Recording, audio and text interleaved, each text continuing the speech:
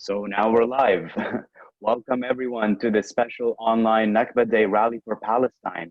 We are so thrilled to have you all here during these difficult times to commemorate one of the most defining event in the Palestinian calendar, Al-Nakba, which is Arabic for catastrophe. My name is Hammam Farah and I will be one of your co-hosts for today. We have an amazing lineup of speakers, a petition that you can sign demanding that Prime Minister Justin Trudeau send medical supplies to Gaza to help deal with the potential disastrous outbreak of COVID-19, a question and answer period where you'll get a chance to direct your questions to one of our wonderful speakers, and even a hip hop performance by Muhammad Ali from Socialist Hip Hop. This event is brought to you by the Palestinian Canadian Community Center, commonly known as Palestine House, as well as Independent Jewish Voices Canada, Socialist Action Canada, and the Courage Coalition, a progressive group of members of Canada's New Democratic Party. We're here today because despite the hardships and anxieties caused by the pandemic, the human desire to empathize and stand in solidarity with oppressed peoples endures in all of us. Today, we are commemorating 72 years of dispossession and ethnic cleansing. In 1948, 750,000 Palestinians were expelled from their homes to make way for the establishment of the State of Israel. Zionist forces carried out massacres and depopulated whole cities, marching their residents into exile, where many perished and others became refugees. Since then, Palestinians have fought for their right to return home.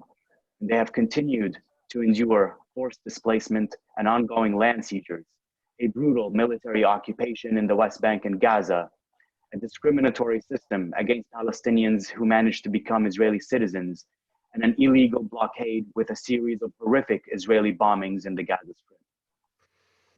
The Nakba signifies a profound loss and an ongoing state of separation from our lands, from our family members, from our communities, and from our history. But we commemorate the Nakba every year to remind ourselves why we persevere.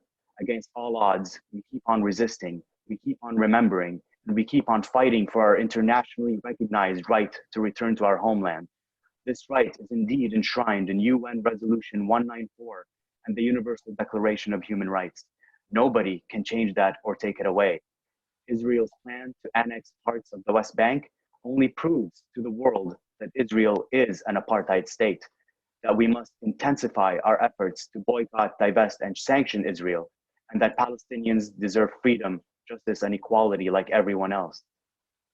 So without further ado, I'll start off our amazing and comprehensive lineup of speakers by introducing my wonderful co-host and friend, Zahia El-Masri.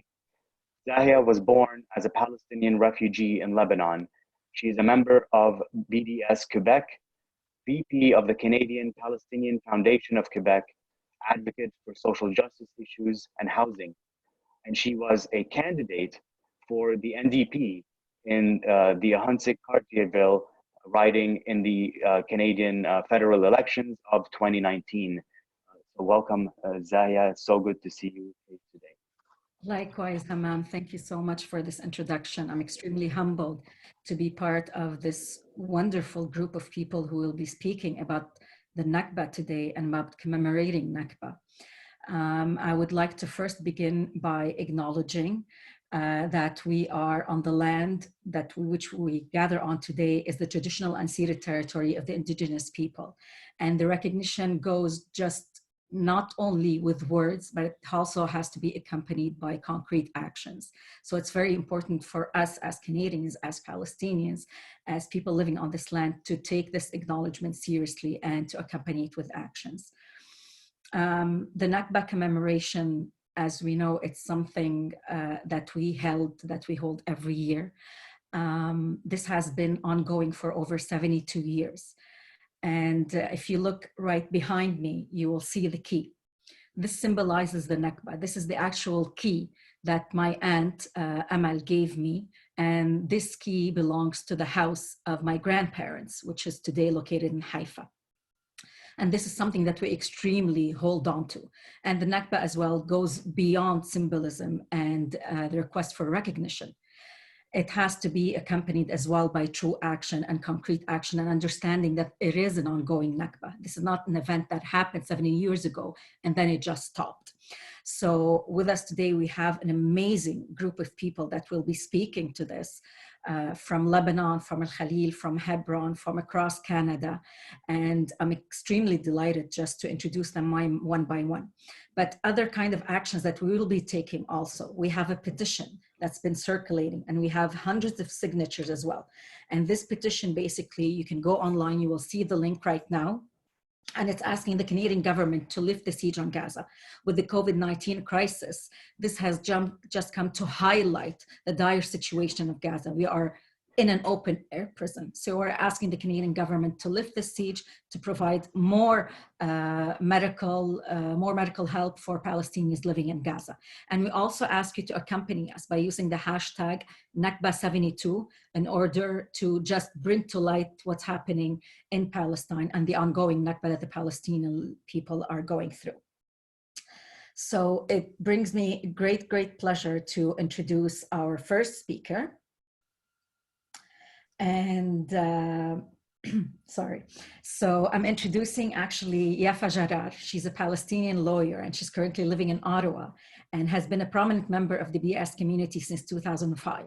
She's also the daughter of Khalid Al-Jarrar, who's an elected member of the Palestinian Legislative Council and is currently a political prisoner in Dammam Israeli prison. I've also had the pleasure of meeting Khalida in 2016 during my visit to Palestine, and she's just a courageous, powerful lady. So it's even more of an honor for me to be able to introduce her daughter, Yafa. Yafa. Thank you, Zahia, and thank you everybody for inviting me to speak at this very important event today. First of all, I speak to you today from the traditional unceded territory of the Algonquin Anishinaabe people, also known as Ottawa, and I thank them for hosting me on their territory today. As we commemorate the 72nd year of Nakba, we must be reminded that Nakba is not a mere event that happened 72 years ago. Palestinians today continue to live in an ongoing Nakba. 72 years have passed since Palestinian people were forcibly expelled from their homes, lands, and property in Palestine during the Nakba or the Catastrophe, which started in 1948. The Palestinian society was devastated during the Nakba. 531 Palestinian villages were destroyed, while Zionist militias carried out more than 70 massacres in which more than 15,000 Palestinians were killed between 1947 and 49. Some 2/3 of Palestinian people became refugees in and around 1948, and a quarter of those who remained were internally displaced following the war, denied their right to return to their villages, towns, and cities of origin ever since. Yet the Nakba's colonial legacy lives on. At 72, the Nakba is far from a distant memory for the Palestinian people. It's an ongoing reality of Israeli settler colonialism, population transfer, apartheid, and dispossession, policies which have never ended and continue to be entrenched today. In turn, the 1950 Law of Return and the 1952 Citizenship Law cemented Israel's institutionalized racial discrimination in law, establishing domination both in law and in practice. Palestinian refugees have been categorically denied their right of return to their homes, lands, and property from which they were illegally dispossessed as mandated by international law. 72 years on, the Nakba has come to symbolize the ongoing oppression of the Palestinian people through Israel's racist colonial rule, implemented through an apartheid regime all over Palestine, which continues to be entrenched. The incarceration of Palestinian political prisoners is only one face of the continuation of Nakba. Today, we have around 5,000 Palestinian political prisoners in Israeli prisons. 43 of those prisoners are women, 183 are children under the age of 18, and 20 under the age of 16. 432 are detained under administrative detention without charge or trial and based on what Israel recognizes as secret evidence. My mother, Yafa Jarrar, a feminist, a human rights defender, an elected member of the Palestinian Legislative Council, and a member of the Higher National Committee responsible for following up on Palestine's accession to the International Criminal Court, is one of those prisoners today, incarcerated in a Damoun prison, as Zahia mentioned, since October 2019 without any charges. In early March of 2020, the Israeli Prison Service stopped and seized all family and lawyer visits to prisons, citing this as a COVID-19 precaution measure. All trial proceedings in Israeli military courts have been postponed, and Palestinians undergoing pre-trial detention or interrogation are no longer brought into court for their detention extensions, further deepening Israel's violation of their right to liberty and security of a person, as well as the right to a fair and speedy trial. Legal representatives have been barred from direct communication with Palestinian prisoners and have only been allowed phone calls with some of them. My mother, along with 2 other women prisoners, have been denied by security services even to make those phone calls based on secret evidence and security measures. We have not had any communication with my mother or any updates on her health since the situation started in March. On March 18, 2020, Ad-Damir's lawyers were informed that 4 Palestinian detainees under interrogation may have been exposed to COVID-19 transmitted by contact with Israeli worker at Petah Tikva Interrogation Center who tested positive for COVID-19. Placing prisoners in quarantine means, and we must clarify, that means placing them in solitary confinement under appalling conditions and in complete isolation without even providing them with a change of clothes or any outdoor access. Prisoners who are not provided today with basic sanitary equipment or cleaning supplies that are essential to keep them protected during this global health pandemic. Just earlier this month, and as a punitive measure, completely and purely punitive measure to Palestinian prisoners and their families, Israel issued and implemented a military order to seize all bank accounts belonging to Palestinian prisoners. This means that thousands of political prisoners lost their monthly incomes that go through these accounts and any savings that they may have accumulated. Today, states must guarantee international justice and accountability by supporting a full and thorough investigation by the International Criminal Court into the situation in Palestine. The court is competent to investigate these crimes.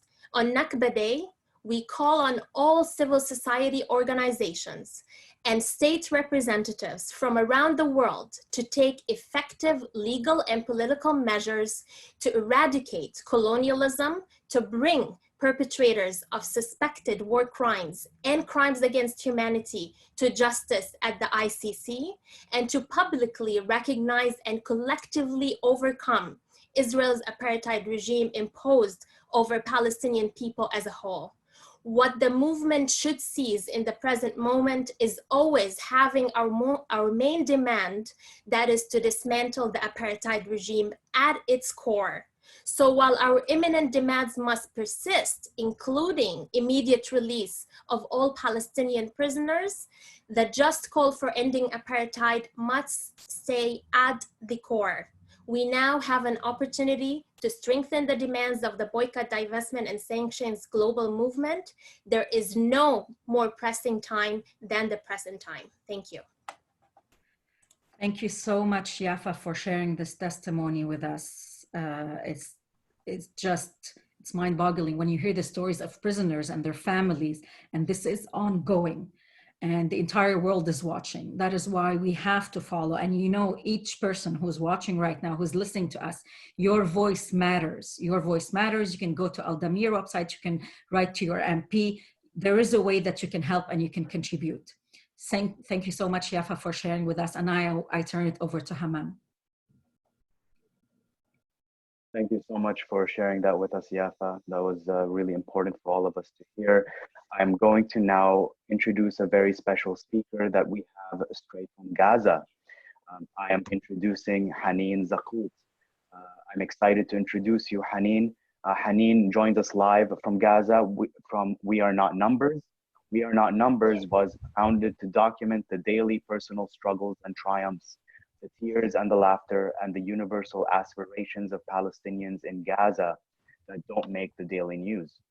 Haneen is a writer for We Are Not Numbers, as well as an undergraduate studying physics major and a mathematics minor at the Islamic University of Gaza. She has dreamed of becoming an astrophysicist since childhood. Hi, Haneen. Hi there, everyone. Thanks for having me here. I am a member of We Are Not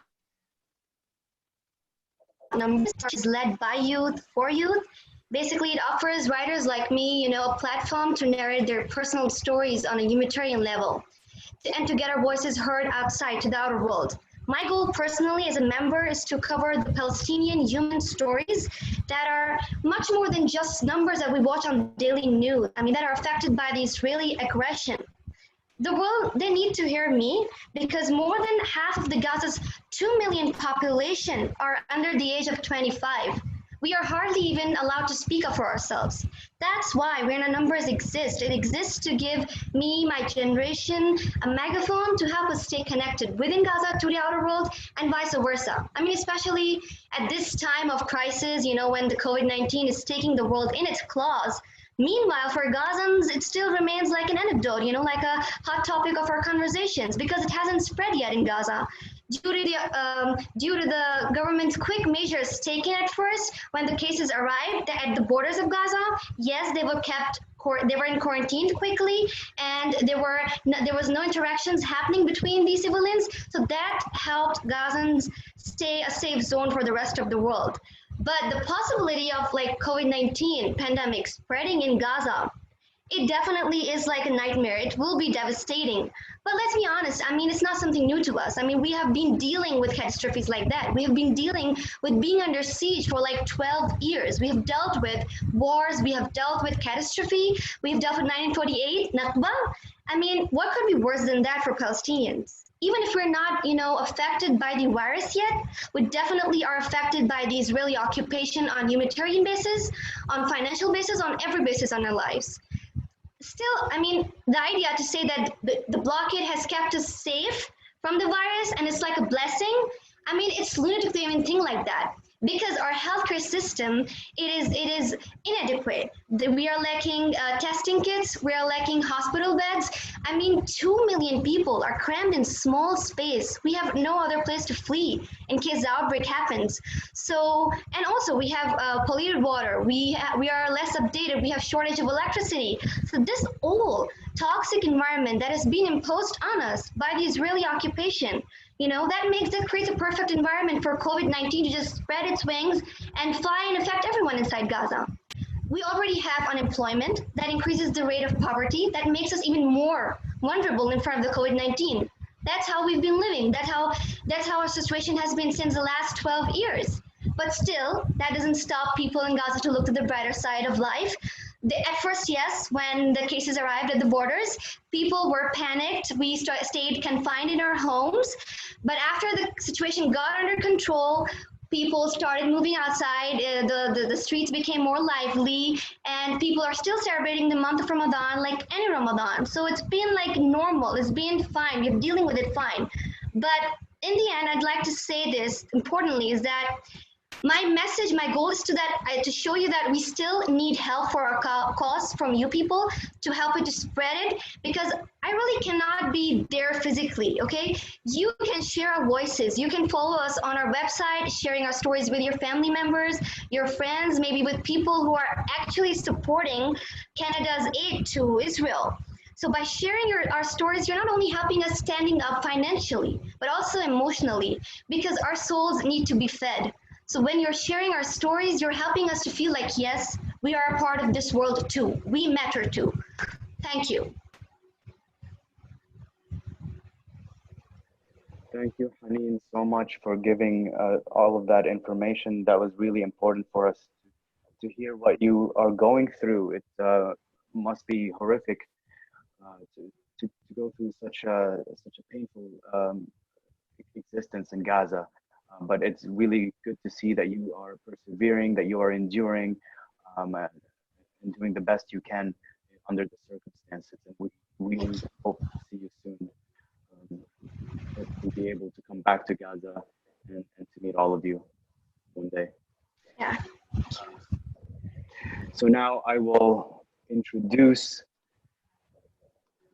Joel Hardin. He is a very special guest with us today. I only learned that Joel was joining us recently, and that was a very pleasant surprise for all of us. So Joel Hardin is the Ottawa Centre Member of Provincial Parliament. He is a progressive voice in Canada's new Democratic Party, the NDP, and one of the leading voices in the provincial opposition in Ontario. He has always been a fierce supporter of Palestinian rights, so we're honored to have him here with us. Joel and I go way back to our days as anti-war activists and troublemakers at York University. So Joel, it's so good to see you again. Welcome. Well, thank you, my dear friend Hamam. It is nice to see you and everybody there. Really, it's an honor to be in this panel with so many of the folks who are doing grassroots solidarity work with Palestinians. And Haneen, so good to see you from Gaza, and thank you for your words. I want to offer a special welcome and hello to my friends Zahia and Durka, who are here, who've presented themselves as candidates for our party. It is nice to see our party represented today. As Yafa said, I offer greetings from what we know here as Ottawa, but it is the unceded territory of the Algonquin and Anishinaabe peoples. I want to join everybody else in remembering what the Nakba meant. Yafa said it very eloquently. I also think the work of the cultural studies theorist Henry Giroux guides me today, if people are familiar with his work. Professor Giroux has this concept of the violence of forgetting, the violence of organized forgetting. And if I think of what the Nakba means for someone who isn't Palestinian, who's Canadian, who tries to understand what is right and wrong and do what's in my power to support people working for justice, I think about the centrality of needing to remember. And I also think about the Palestinian people and their allies who've persevered in insisting we not forget. I'm thinking in particular of Yafa's mom, Khalida, who has been in prison for years, as she said, without a fair trial.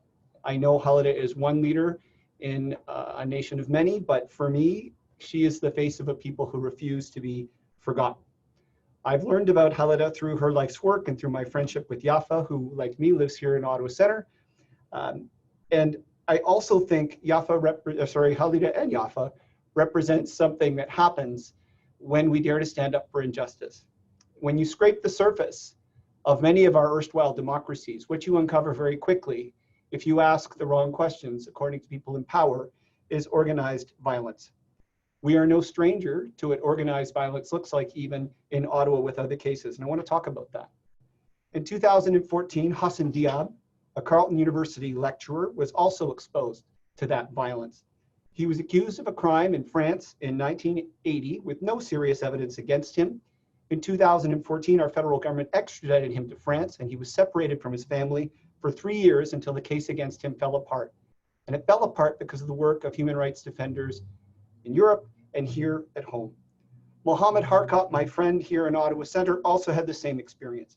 He was arrested here under the security certificates regime of our federal government in 2002, accused of terrorism and jailed for 3 years. His lawyers and my friend Mohammed was never allowed to see the evidence against him.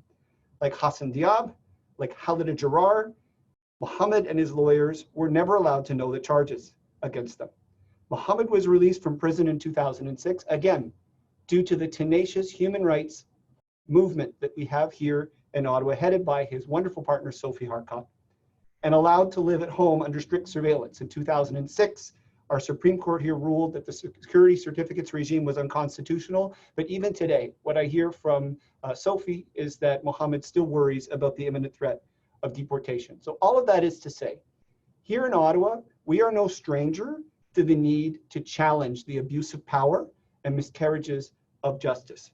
There is a tradition here, and I would like to think across the world, in making sure human rights and due process exists for everyone. And when human rights and due process is breached in the defense of democracy, my view is the content of democracy is hollowed out, and we have to speak out. So when someone asks me to stay silent about Halida or the Palestinian people, what I tell them with a smile on my face is that they are asking me not to do my job. When I got elected in the summer of 2018, I made a very solemn vow to my family and to the people who live here that I would stand up for the people and families of Ottawa Centre. Yafa Jarrar is a member of our community. Halida Jarrar is her mom. Those who ask me to stay silent while Halida languishes in jail with hundreds of others under administrative detention without charges are asking us to uphold a regime that has no defense, a process that has no defense. I have to end by saying something else. There's another obligation I have as a Canadian politician. Our country has the dark legacy of colonialism right here at home. And in many respects, the Canadian model of colonialism has been emulated around the world. Long before pass systems existed in other places, we had our own here. I invite everybody watching, if you can, to watch the documentary film released in 2016 called The Pass System. What you will see there is that Canadian officials told the Indigenous peoples of these territories where and when they could go. We took their children and attempted to ethnically cleanse communities. We jailed and executed Indigenous leaders when they rose in the defense of their people.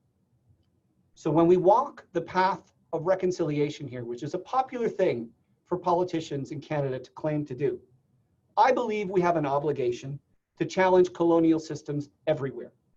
Reconciliation for me is not a Canadian project. It's a global project. Let us acknowledge that today on the Nakba. Let us remember and refuse the violence of organized forgetting.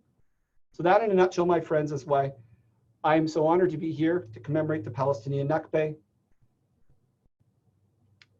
support the freedom of Halida Jarrar, and to commit with you to make sure we end the violence of forgetting. Thank you so much for having me.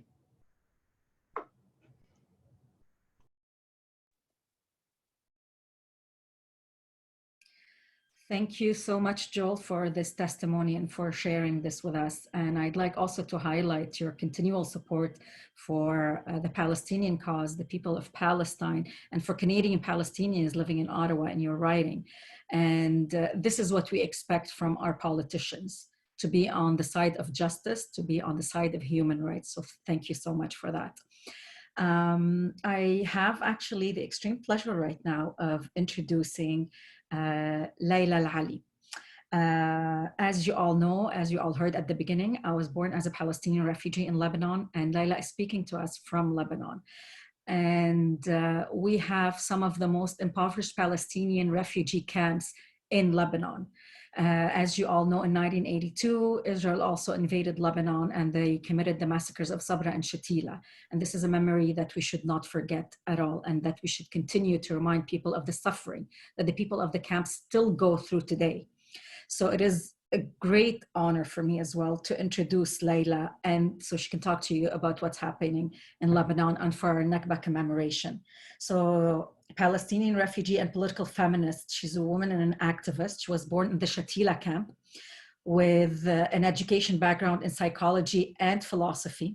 She's member of the Palestinian National Council, gender and refugee women expert, leading one of the oldest and largest women NGOs, working with Palestinian refugees in Lebanon, Najdi Association. And I do have a very close connection with the Najdi Association, so does my family. So it's very heartwarming for me to be able to introduce Layla Al-Ali. Layla. Thank you, Zahia. Thank you for the those who are preparing this panel. It's important, I think, even with this pandemic, to have such a kind of international action, not only national actions that usually are taking place in each country. So thanks a lot. Thanks for the introduction, Zahia. I'm proud that you introduced me, especially you have been known to our Palestinians in Lebanon, as you also know what Najdi is doing, what all Palestinian women in Lebanon suffer from. I'll try to be brief as much as I can. So directly I'll go to the point. With the Oslo Agreement, Palestinian refugees in general and Palestinian refugees in Lebanon in particular were forgotten by putting the whole cause aside. This had consequences on their national and human rights in Lebanon in general, with the minimal access to humanitarian and humanitarian services and support. This was experienced, unfortunately, after the Oslo Agreement.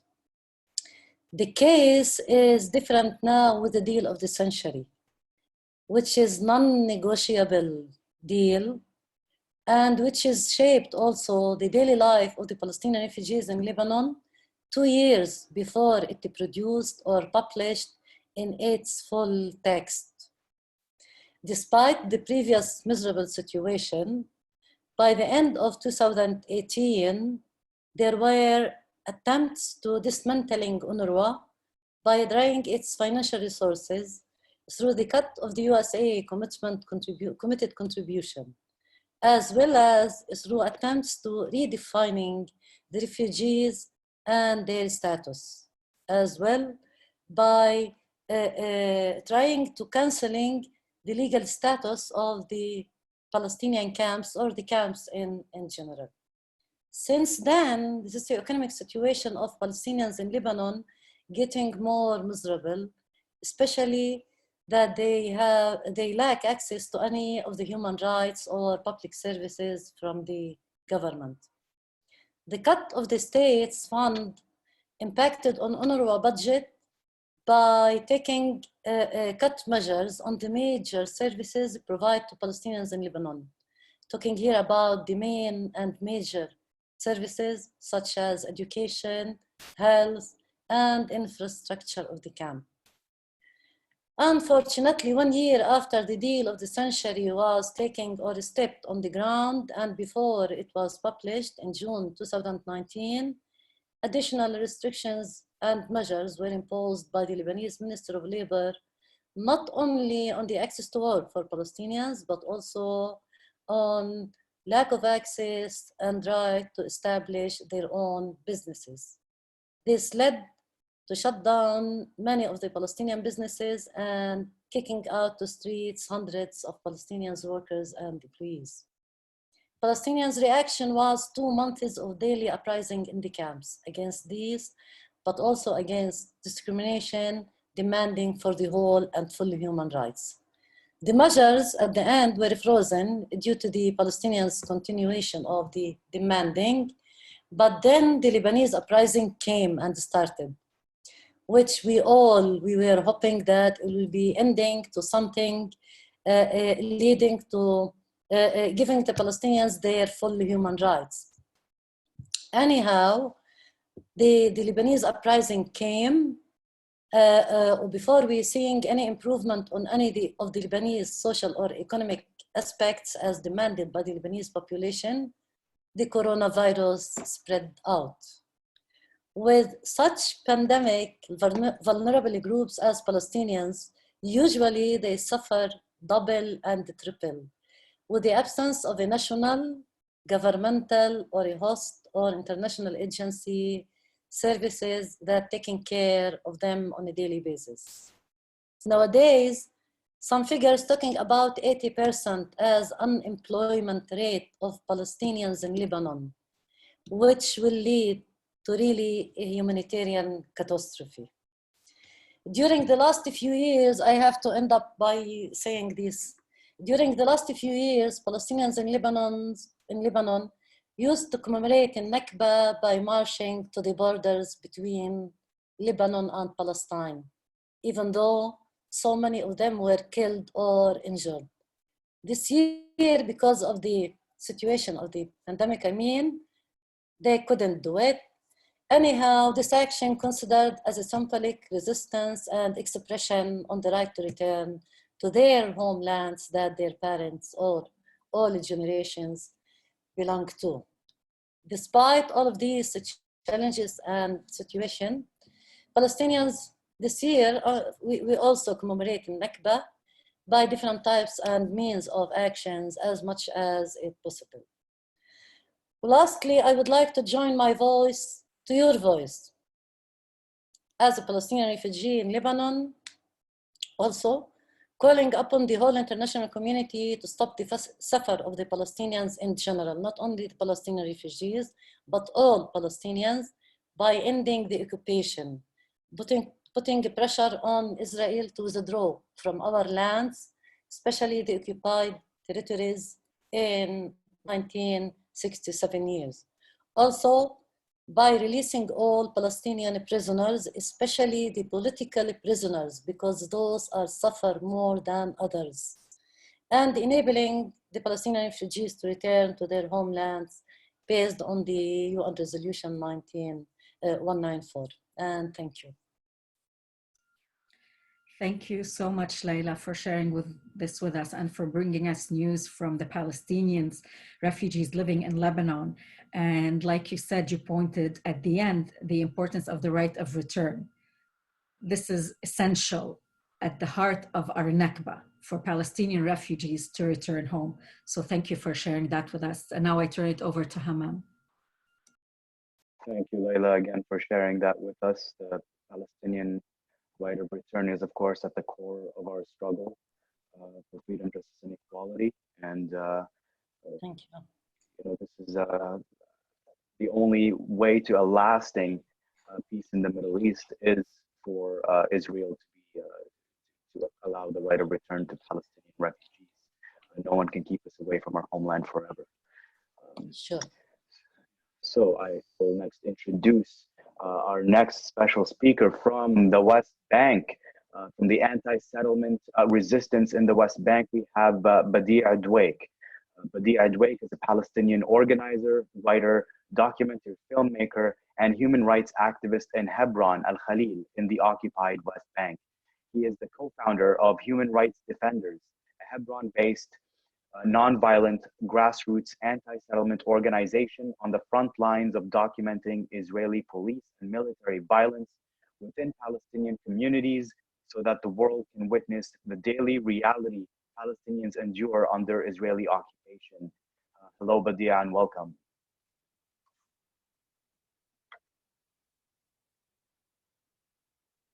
Well, make sure to turn your mic on, Badee.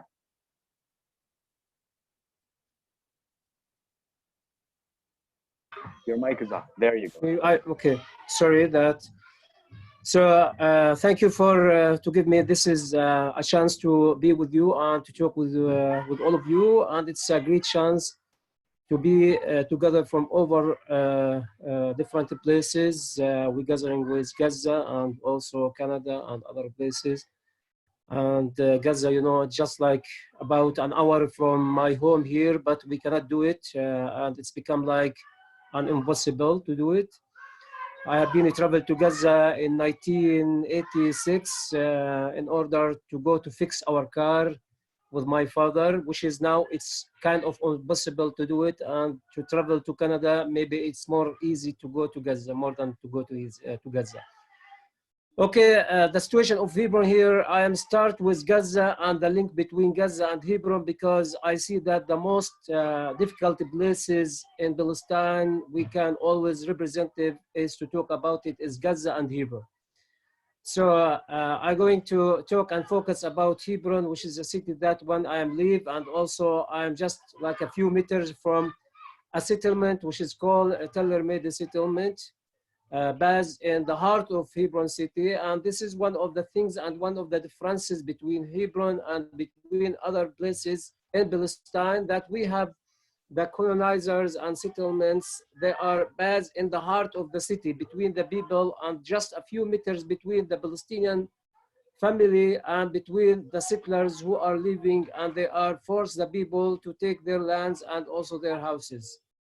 So Hebron situation, it's very complicated, and usually when we want to talk about the humiliation and apartheid regime and apartheid system and the ethnically cleansing policy which is Israeli applied against the Palestinian generally in whole Palestine, we managed to use Hebron as a micro example to talk about all of that, because in Hebron the Israeli occupation applying all the kinds of forms of apartheid and also ethnically cleansing and which is we call it and collective punishment, and which is we call it quiet transfer policies that Israelis applied in Hebron. And just here when I am live here in Tal Mede and Shuhada Street and all of this is places have been shut down after the massacre, which has happened in 1994. In this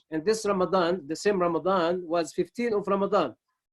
And a Zionist settler, his name is Baruch Goldstein, he has been break inside the mosque, and he has been open his automatic gun, and he fired and killed in that time about 29 Palestinians, more 150 injured.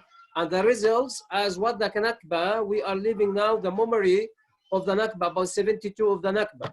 So it's the same situation. What has happened in the Nakba, we are still living the forms, we still live the effects and the results of the Nakba. The Nakba is not stopped, and the Nakba still going on in our life in different forms. And this is also the same what happened for the massacre. The massacre, we still live the massacre effects and the massacre results right now. All this is political, all of this is military checkpoints, which is about 111 military checkpoints and closed roads and also electronic gates and also cameras, which is Israeli occupation have been established after the massacre.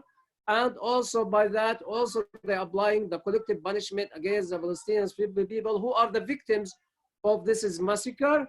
And that's why 2009 we got a guest or a delegation came from South Africa. Those people have been struggling and they were an activist against South African apartheid.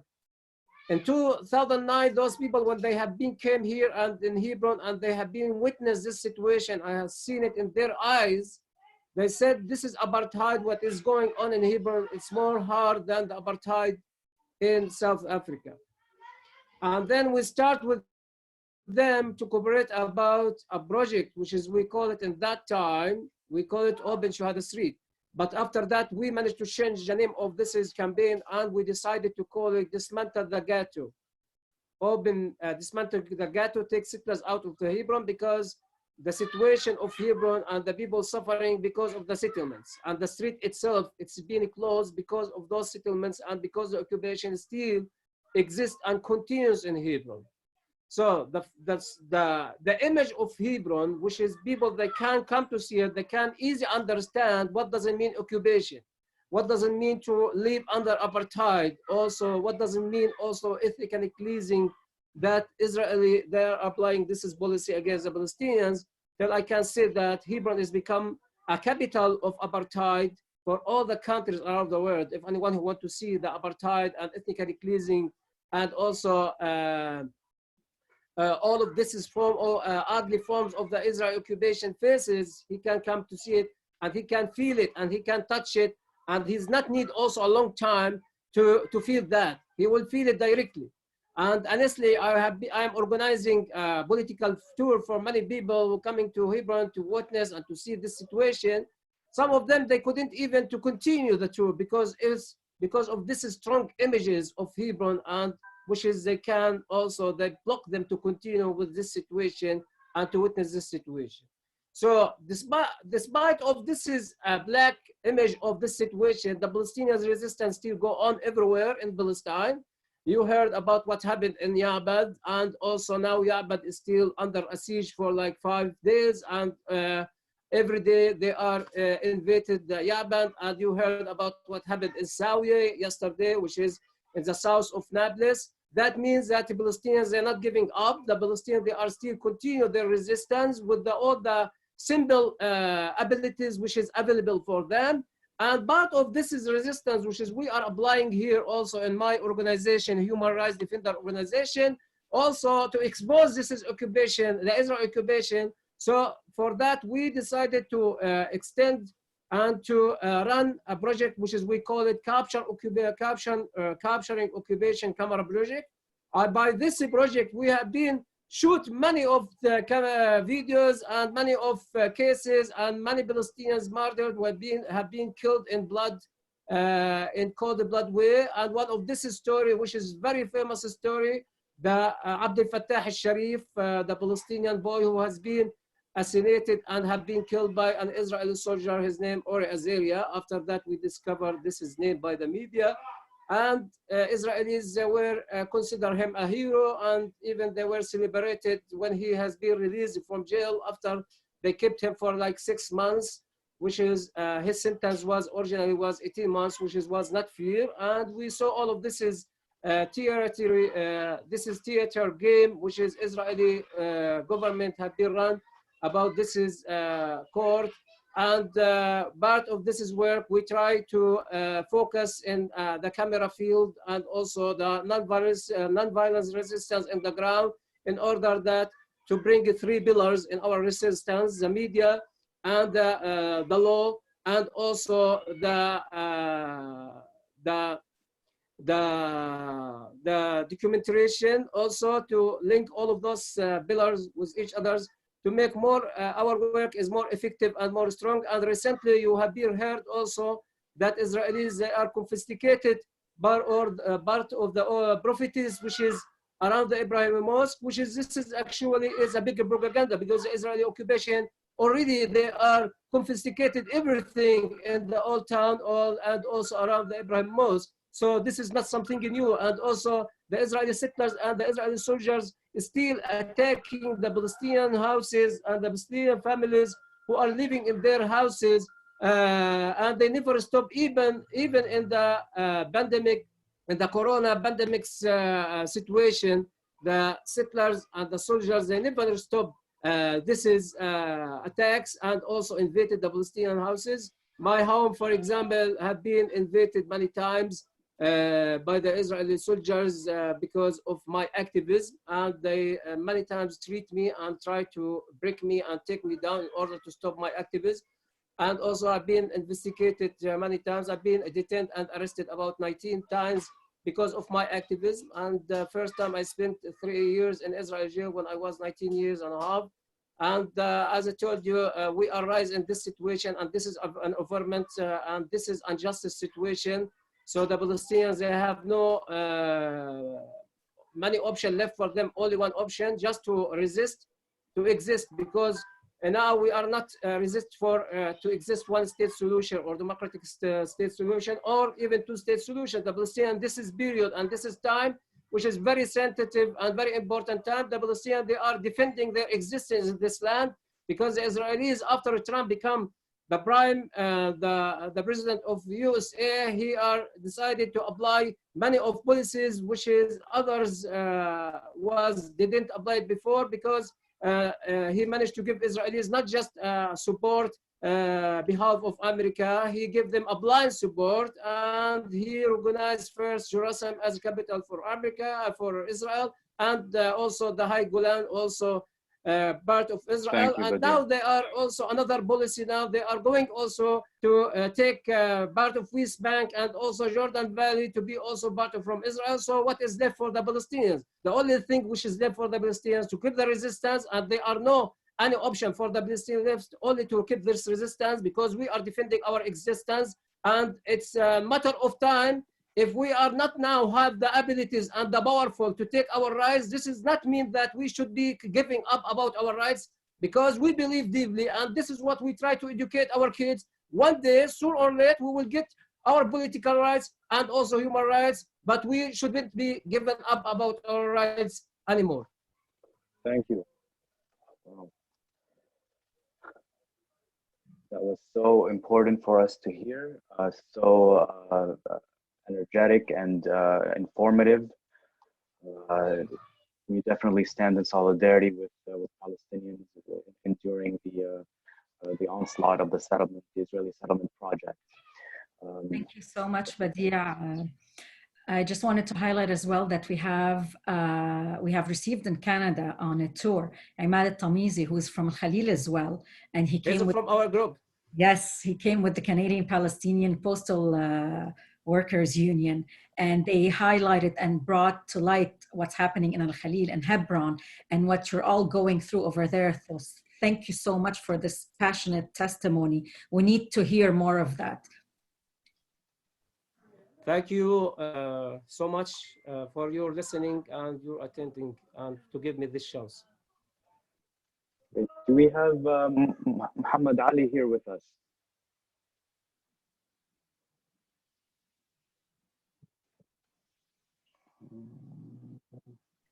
We're just waiting because we were supposed to have a musical basically pause with the hip hop artist Muhammad Ali. So we're just checking if he's online with us. And I'll just take this time as a reminder that for all of you out there watching and listening to us, if you have any questions, we will hold a question and answers period towards the end. And we'll be taking in your questions, and we'll ask you please to direct them to one of our speakers. That way we know who the question is addressed to. So just save your questions till the end, and we'll be happy to direct them towards our speakers. So Hammam, do we have Muhammad Ali with us? I see his name, but not. He doesn't seem to be responding. So we can move on to our next speaker then, and maybe come back and see if Muhammad Ali joins us. Which would be Cheryl. Zahia, hand it to you to introduce Cheryl. Thank you so much. So again, it's great for me to be introducing Cheryl. Cheryl Nestle is a member of the National Steering Committee of Independent Jewish Voices. She has been an activist for peace and justice in Palestine and Israel for more than 50 years. She's a retired academic and writes frequently on the Jewish response to Israel's ongoing colonial repression of the struggle for Palestinian freedom.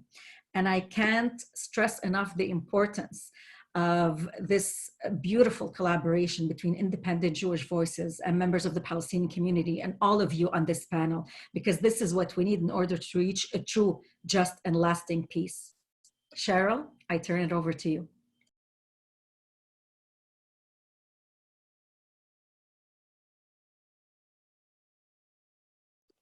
You'll need to put your mic on, Cheryl. Okay, am I? Yes, there we go. We can hear you now. Thank you. Again, thank you, Zahia, very much, and Hammam as well. And it really is an honor to be on this panel of incredibly courageous folks.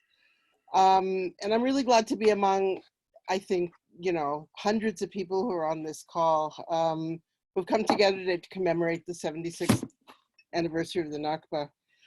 To my great regret, as a Canadian Jew, I'm a member of a community whose institutions have, for the most part, lent moral, financial, and political support to the ethnic cleansing of Palestine.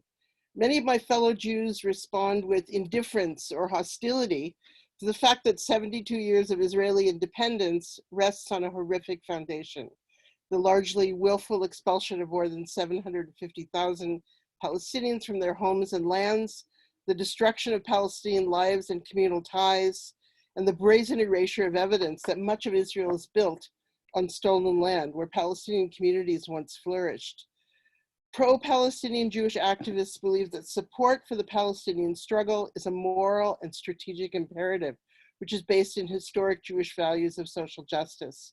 We demand an honest reckoning with the violent historical record of the Israeli state. As my friend Rabbi Lynn Gottlieb wrote this week, the diversity of Zionist narratives which pervade Israeli art, literature, media, theater, entertainment, public histories, physical neighborhoods, and the ubiquitous institutions of Israeli militarism cannot erase the reality of the Nakba. The gaze of Zionism has enabled the building of massive walls of denial that keep occupation in place, which is a perfect reflection of the actual apartheid wall that imprisons millions of Palestinians. A society built on apartheid cannot stand. Like all of you, I feel immense frustration when challenging injustices committed by powerful political and military actors thousands of kilometers away. Indeed, our most urgent demand is that the Israeli boot be removed from the Palestinian neck. However, the battle for historical truth and accuracy and our inherent right to speak it has arrived on our doorstep. And this is by no means a trivial struggle. The long arm of Israeli apartheid policy has now insinuated itself even more brazenly into our local and federal politics. Increasingly, institutions and governments worldwide are being urged to adopt the International Holocaust Remembrance Alliance working definition of anti-Semitism. Among other things, the definition calls for a ban on some forms of speech critical of Israel, including naming Israel as a racist state. This disturbing acceptance of Israeli exceptionalism is astonishing. Indeed, it is impossible to imagine such a ban being posed in relation to almost any other nation state. Under Trudeau, the definition has already been adopted by Global Affairs Canada and incorporated into the federal anti-racism strategy. A bill to implement the IHRA definition is currently poised for a third reading in the Ontario legislature, and Israel advocacy groups are calling for it to have legislative teeth, opening up some forms of criticism of Israel to legal prosecution. I just want to make clear that vigorously opposing anti-Semitism is an absolute imperative. Violent expressions of Jew hatred, largely fueled by white nationalist ideology, are increasingly evident. And our fight against anti-Semitism cannot and must not be separated from our fight against all forms of racist hate. In an insidious sleight of hand, the IHRA definition seeks to brand critical speech on Israel, support for BDS, and the movement for Palestinian freedom as anti-Semitic, thus deflecting attention away from the true sources of anti-Semitism. The IHRA definition has been used worldwide to shut down Palestinian solidarity events, to rescind awards to leading scholars, and to launch investigations of students and faculty who dare speak out on Israeli violence. It is a serious threat to academic freedom, freedom of expression, and freedom to dissent in Canada. It is a serious threat to achieving justice for Palestine. You can learn more, if you're interested in this, you can learn more at noihra.ca. If we truly want to see Palestinian freedom, we must oppose anti-Palestinianism in all its manifestations. Anti-Palestinianism is now on our doorstep in the form of the IHRA working definition of anti-Semitism. On this Nakba Commemoration Day, let us resolve to fight those who would suppress the struggle for Palestinian freedom, whether they attempt to do so with blockades, with bullets, or with muzzles. Thank you.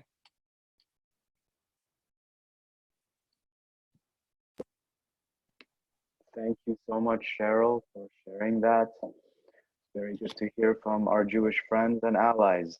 Very important that we remain united in the face of racist Zionism. So our next speaker, I will introduce Barry Weisletter. He is a teacher, a union organizer, a writer, an editor, an anti-war and anti-Zionist activist. He is the Federal Secretary of Socialist Action Canada. Barry Weisletter, I'm very pleased to introduce you and to have you here. I know you've been one of the organizers with us for this event. I give the floor to you. Thank you, Hammam and Zahia. It's a great pleasure to join together, to come together, all of us, in saying loud and clear, break the siege of Gaza. No annexation of the West Bank. Free, free Palestine. On May the 18th, 2019, the first Pan-Canadian Day of Action for Palestinian Rights took place. In Toronto, close to 500 people rallied and marched to demand justice for the Palestinian people. Today, under the pandemic, our cause is more urgent. COVID-19 is a dagger pointed at the heart of Gaza. It is a dagger wielded by Israel, which has imposed a 14-year blockade of nearly 2 million Gazans. The obstruction of medicine and health equipment by Israel poses the threat of a severe humanitarian catastrophe. Canada should break the siege of Gaza by sending aid right now. We know that at least since 2017, public opinion in Canada backs sanctions against the Zionist state. Still, the authorities at all levels try to vilify, even to outlaw boycott, divestment sanctions, to ban the Al-Quds March, to stop anti-Zionist free speech. This is a sign of panic by the Zionists and their friends in big business and the state. It is a sign of weakness. The Palestinian people are in the forefront of resistance to world imperialism. They did not choose this role. It was thrust upon them. When the Ottoman Empire collapsed in the early 20th century, the Western powers carved up the Middle East as they did Africa and Asia earlier. Winston Churchill, Britain's war minister in 1919 to 21, authorized dropping poisonous mustard gas on the population of Iraq. In the face of rebellion by the Arab masses across the region, the imperial masters sponsored a military fortress there in the heart of the Middle East. They exploited the survivors of the Nazi Holocaust for their greedy goals. But the fact remains, Israel is a colonial settler state. It is an outpost of imperialism in the Arab East. Shamefully, the USSR under Joseph Stalin voted at the UN for the partition that unleashed the Nakba. The Zionist state was founded on a big lie, that Palestine was a land without people for a people without land. But the Palestinian people are here today to refute that lie. I speak for Socialist Action as its federal secretary. Socialist Action is part of the World Trotskyist movement. Our movement opposed the creation of the Zionist state 72 years ago. We opposed the so-called two-state solution, which is just a cover for racism and ethnic cleansing. The truth is, there is no solution to the Jewish question under capitalism. The only solution is world socialist revolution. World capitalism perpetuates racism, war, disease, and climate catastrophe that threaten the very existence of civilization. The best hope for humanity is self-empowerment of workers and oppressed peoples, the revolutionary road forward. The precondition for that is firm and undying support for national liberation struggles, which only the working class and poor farmers can lead all the way to victory. That means no reliance on bourgeois parties or on the capitalist state or on imperialist military alliances like NATO. This is a cornerstone of Leon Trotsky's strategy, which is summed up in 2 words: permanent revolution. Oppressed nations the world over, from Kurdistan to Ireland to the Philippines, have long eaten the bitter fruit of betrayal after their aspirations to national liberation have been subordinated to the preservation of capitalist rule. Party leaders and corporate media conceal the shift in public opinion against the occupation. The truth is, my friends, we represent the majority. It's time to target Canadian corporations that profit from the misery of the Palestinian people. And NDP leader Jagmeet Singh should join unions and social justice organizations in this movement, or he should step aside. There are many states guilty of atrocious crimes, it's true. But Israel is a linchpin of global imperialist rule. Richard Nixon, a strident anti-Semite, put it best when he called Israel, and I quote, America's biggest aircraft carrier in the Mediterranean. Freedom for Palestine means freedom for humanity.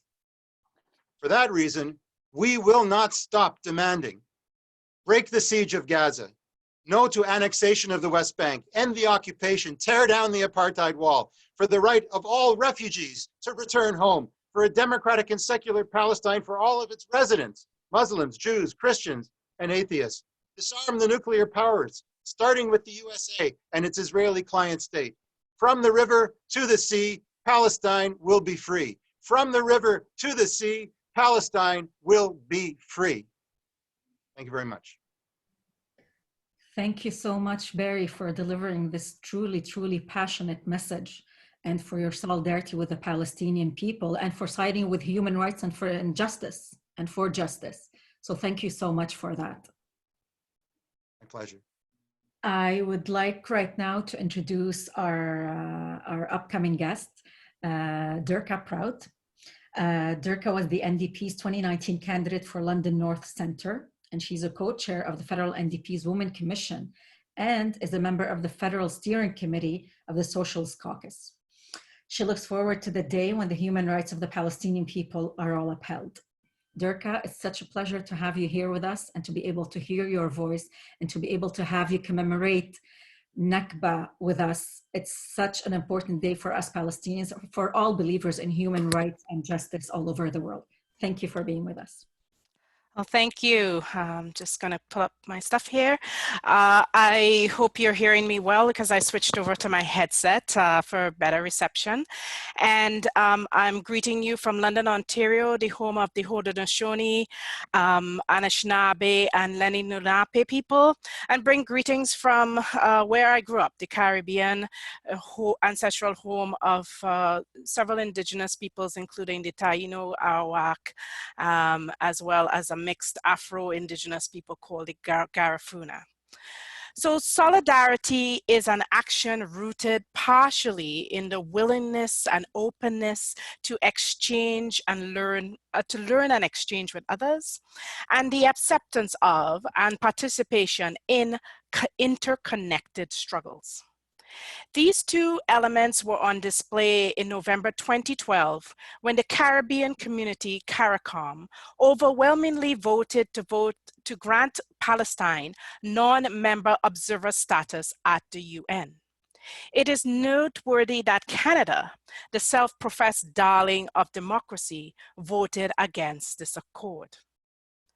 Until fairly recently, there was an absence of Palestinian immigrants in the Caribbean. Despite being on distant shores, my Caribbean sisters and brothers were willing and open to examine the Palestinians' plight. As victims of racism and oppression, they saw a nation trapped in poverty, unemployment, and limited access to adequate health, education, water, and electricity. They saw an interconnected struggle against colonialism. The indigenous and African descendant Caribbean peoples understood the erasure of one's history. They understood displacement from the land of one's ancestors, and they understood the need for an organized and sustained resistance. As small island developing states within the Group of 77 and China, which represents about 80% of the world's population, CARICOM states were instrumental in selecting Palestine as the group's leader in January 2019. This simple yet bold act gave Palestine a high-profile global platform. This enabled her to work in a multilateral forum to learn from and help resolve interconnected struggles. It is noteworthy that in January of this year, Palestine handed over the chair of the G77 and China to Guyana. In 2011, Guyana formally recognized Palestine and has been promoting Palestinian ambitions on the global stage since the 1970s.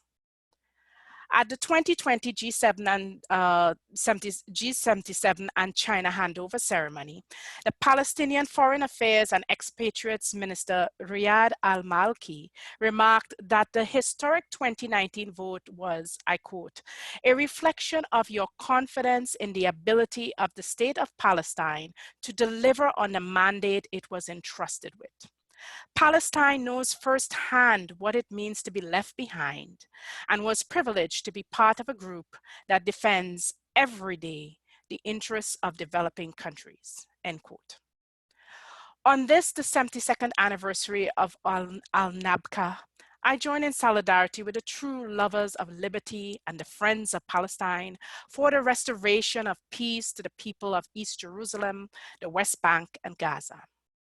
I call for international law to be upheld and a stop to the illegal occupations, the violations of human rights, and the illegal siege of Gaza.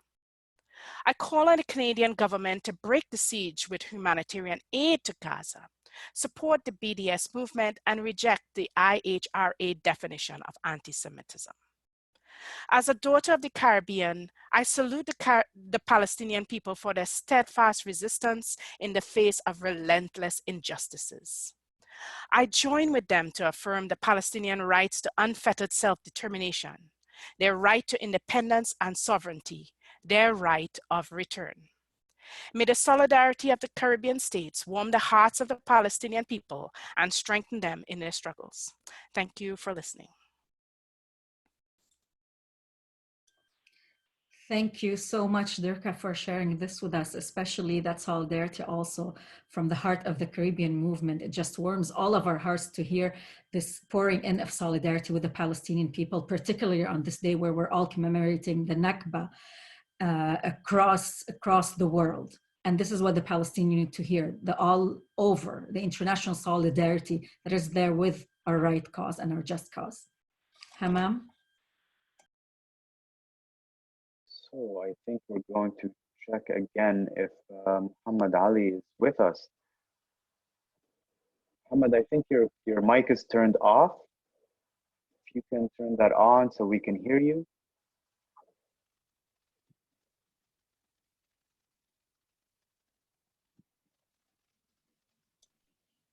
Just in the meantime, while we're trying to fix the mic with Muhammad Ali, Dirka, you brought up the issue of Jerusalem. And again, we haven't, I mean, we could spend hours and days and months on this, but Palestinians in Jerusalem are living some of the harshest conditions because they basically have no status. And they keep on seeing parts and parts of their land confiscation, being denied the permit to just even renovate or build, as opposed to settlers who come in and are allowed directly to build. This is another situation that we must look at, and we must remember today while we are commemorating Nakba, that it has an ongoing effect on people who live in Jerusalem, and people who live in the camps, on people who live in Gaza, on people who live across Palestine and across the world that are still today, even though they are living in other countries, they are still refugees and suffer from the impact of what it is to be a refugee. So have we been able to fix the issue with Muhammad Ali and his... No, unfortunately, we couldn't. So we'll have to move on and yeah. Introduce our next guest. Yeah, introduce our next guest, Dave Bleakney. Zahia, do you want to introduce him? Absolutely. It's such a pleasure to be able to introduce Dave and his long time support for the cause and for international solidarity. So Dave Bleakney is a longtime postal worker leader and international solidarity activist with a particular interest in Cuba and Palestine. Dave lives in Ottawa and is a member of the National Executive Committee of the Canadian Union of Postal Workers. So it's a great pleasure and honor for me to be able to introduce you and to hear from you, especially for all the work that you've done with the Palestine Solidarity Movement. Thank you for that kind introduction and for the invitation. And I want to start where Dirka started, because I too am coming from London today, and rather repeat the land acknowledgement to take that as a kind of, I guess, opening to figure out where Canada sits in all of this and how we can make change here. And I want to first bring greetings from our national president, Jan Simpson, who couldn't be here today, but very much a supporter of the campaign. And so, you know, I live in a country, and that land acknowledgement reminds us that at the time the Nakba was happening, in Canada, Indigenous people were actually confined to less than, I think, about 0.02% of their traditional territories. And they couldn't leave. They had to get special passes from you know, a white Indian agent to even have any permission to leave. And Lord knows what kind of obstacles would have been involved in order to be able to leave the reserve. So this explains a lot, right? It explains that why, as a child, that I was taught in school that Israel was created out of the desert where no one lived, and this amazing project of greening the desert where no other humans were previously sounded like the most miraculous project in history. But this was what I was actually taught in New Brunswick as a child. And so it's with some shame we have to say that in my union, I think, was the first union in North America to openly criticize Israel. And that took until this century. It took until 2002, which when you think of it in these terms is quite shameful. So that narrative that was produced for generations in this country was incessant, and it was always that Israel good, Israel amazing, Palestinians bad, and it was as simple as that. And even when there were conflicts, we would always get one side presented. So, you know, you ask yourself, why does this happen? And it's like, because Canada, my nation, is the granddaddy of how to do this sort of softer colonialism, where you just sort of gradually just isolate an indigenous population almost to extinction in the hope that you can actually eliminate it and remove their territories and land. And in fact, the South Africans learned very well from Canada and came here to study our apartheid system, the reservation system, and found that quite useful in setting up their bandstands and the system there. So there's a long history of sort of Canadian, I guess, compliance and invisibility when it comes to doing the right thing in Palestine, and it's shameful. And this leads us to the present moment, of course, where we see Canada seeking a seat at the UN Security Council. And I would encourage that. I don't think Canada should be in a position to be on the Security Council at this time, given its behaviors around not only human rights abuses in Canada that are often quite sort of, you know, I guess one could say a bit sanitized or a bit even hidden, but we're a place with not a great track record when it comes to certain sectors of our population. So the question is then how do we undo this and recognize it? And I think one of the things is to deny, first of all, Canada a role on the UN Security Council right now, because we shouldn't be rewarded for this kind of behavior. There should be a very clear message. And this is something a worker in any country can do. You can pick up your phone and phone your elected officials and encourage them not to consider Canada in that vote at the UN. But another, I think, really, and we talk about the International Criminal Court as well, and the fact that the Canadian position that Israel shouldn't be held accountable for what are, of course, I mean, obvious crimes to everyone. I mean, dropping white phosphorus on a human population, those are chemical weapons, right? And they should be treated as such and recognized as such criminally. So why then are we giving Israel a buy? And the Canadian position is one absurd, and I would argue quite dangerous, in fact. And that's that Palestine's not a nation. Well, you know, of course, that's crazy in itself. Palestine's always been a nation. I'm sure the Palestinian people consider themselves as such. And most countries at the UN recognize Palestine as a nation. But let's even take that logic. What that says is, if you're not in what's considered a nation, then a state is free to commit atrocious human rights violations and war crimes.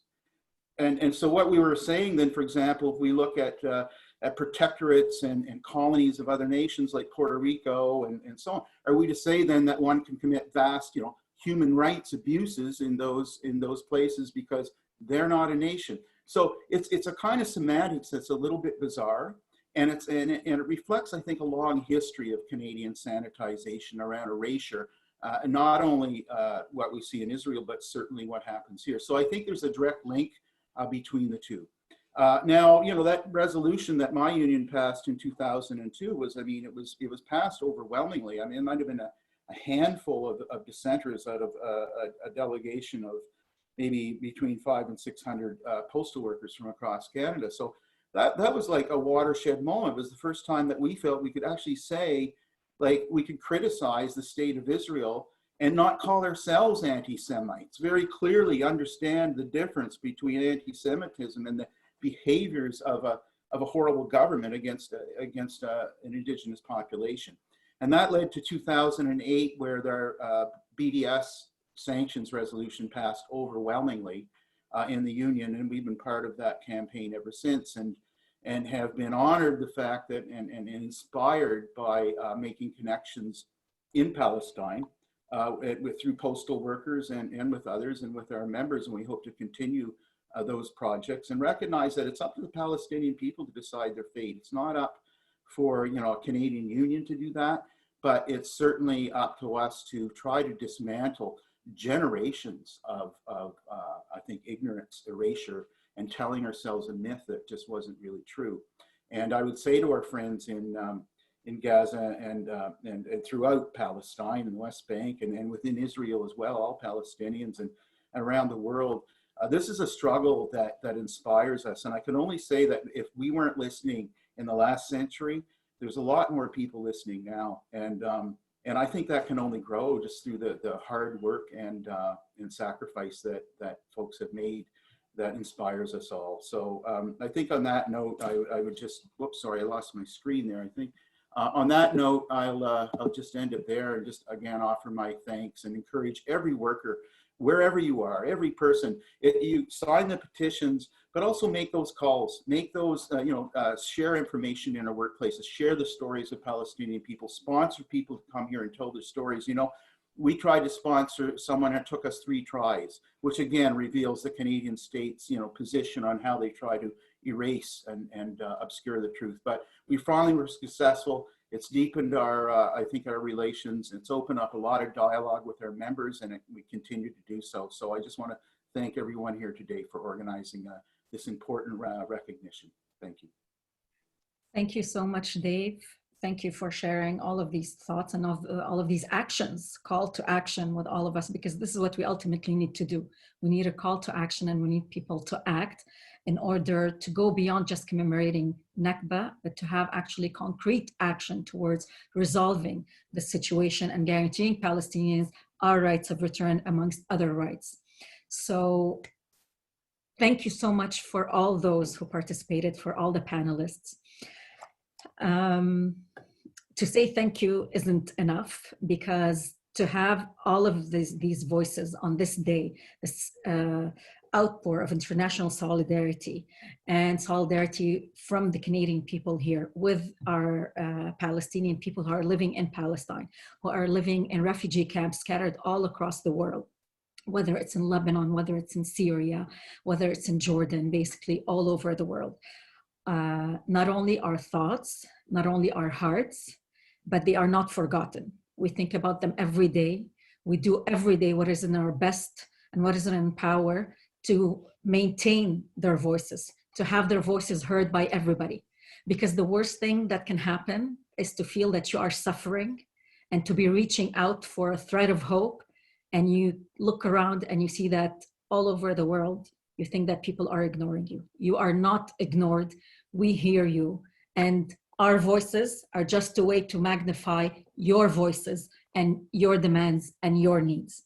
We heard a lot of beautiful testimony today from Yafa with her mom, Khaida, and her family story, from Badee in Hebron. We heard from Layla Al-Ali in Lebanon. We had from our Caribbean solidarity people as well. We heard from the workers' unions and a call to unite and show solidarity with the Palestinian people all across. And this is what we have to keep in mind. I mean, Badee spoke to us about the checkpoints, about the electronic gates, about collective punishment, about ethnic cleansing. And this is where one of the current campaigns, the Boycott, Divestment and Sanctions campaign, for example, comes to mind. This is something where we can adhere to, and it could cause an immediate impact on Israel and its economy. And it's a call to Israel to basically not only lift the siege on Gaza, but to ensure minority rights for Palestinians living within Israel, and to ensure Palestinians' right of return, and to dismantle the war that is an illegal action that was deemed by International Court of Justice. We heard also about prisoners' rights, and it's their basic rights that we are asking for. I mean, holding somebody under administrative detention without any right to seek a lawyer or not even know what they are being held for. This is an abuse, a blatant abuse of human rights, and we have to stand up for it. We also heard this beautiful testimony from Gaza, from Haneen, and telling us that we have to share our voices because our voices matters, and the importance of the voice of youth in Palestine. I mean, Gaza, as I said, is an open air prison, and you have more than half of the society there who is under the age of 25 years old. Can you just imagine what kind of future they anticipate for themselves, or we are allowing them to see? And again, we're talking about going back to the essence, to basic human rights values. And this is what we should be focusing our attention to. We're speaking out today, we're reaching out to the international solidarity movement, to all those who are listening to us and watching us. We are speaking about the right of return, we are speaking about basic human rights issues. And this needs to be acted upon. We have an array of resources that is available to everybody, whether you go to Al-Damir online to sign petitions or to promote prisoners' rights, political detainees' rights, in order to have their basic decent human rights afforded to them. We have jadaliya.com, where you have always not only news, but articles and information about what's happening in Palestine and how we can act. We can use the Nakba 72 hashtag also in order to promote the Nakba Commemoration.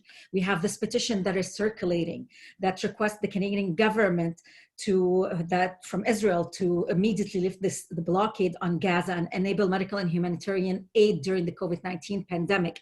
I mean, this is something that we can do right now. Just go right now on the petition. You have the link, go on and sign it. We have also the Palestine Land Society, where you can see all the villages that were destroyed and that were occupied and colonized by Israel. And a lot of those villages, unfortunately, until today, either remain empty or have been occupied by settler colonialists. So we need to be aware of those villages, and we need to be aware of this information and to share it. We also have, as I mentioned, Al-Damir and Visualizing Palestine. Visualize Palestine is an amazing resource because it gives you information at the tip of your hands. Again, getting more information and circulating it, this is what we need. We also had recently an online fundraiser to send medical equipment into Palestine. It's pmrelief.ca. So if you'd like more information on that, you can go. And on that note, I want to remind you that this is an amazing collaboration between Independent Jewish Voices, Courage, and Palestine House. So we would like to promote a very tolerant atmosphere, and we'd like to open it now for the question and answers period. And please remember that you have to direct your question to one of our panelists, and this is a safe space, a respectful space, so please ask your questions accordingly. So Hammam, we're just going to go ahead and start with the first question that we received. Okay. I just want to remind people that for those who don't know, they can go up to the 3 dots on the right-hand side at the top. That's where you'll find the chat feature. And in the chat is where you'll find the petition that you can sign directed to the Canadian government to break the siege on Gaza for the urgently needed medical supplies dealing with the current COVID-19 pandemic.